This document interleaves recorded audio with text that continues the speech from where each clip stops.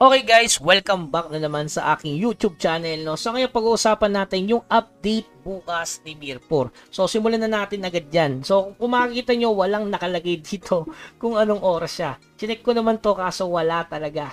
Guys, wala siyang oras. Siguro baka mamaya i-announce nila yan. No?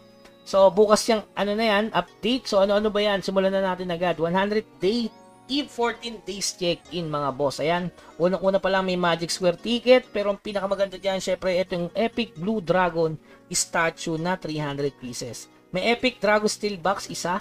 Legendary Summon, magaganda talaga yung mga bigayan talaga ni Mirror. So, yung pangalawa naman, guys, yung 7 days check-in naman. So, ayan, Epic Glittering Powder, yan, pwede na, tatlo. Inner Force, Epic Promotional Mats, so goldings na naman sa mga alt.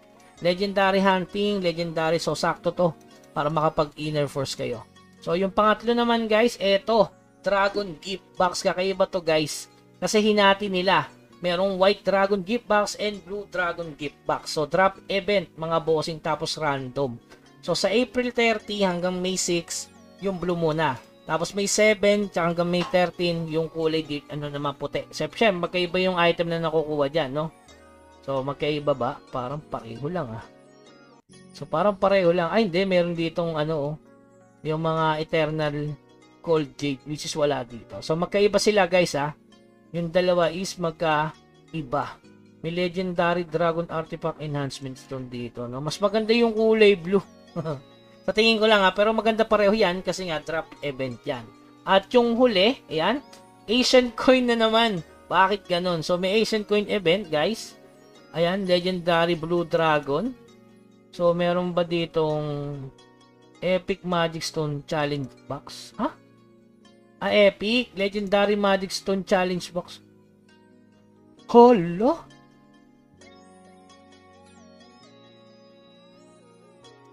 Hala, may Legendary Magic Stone Challenge Box. Ito, sureball na Legendary?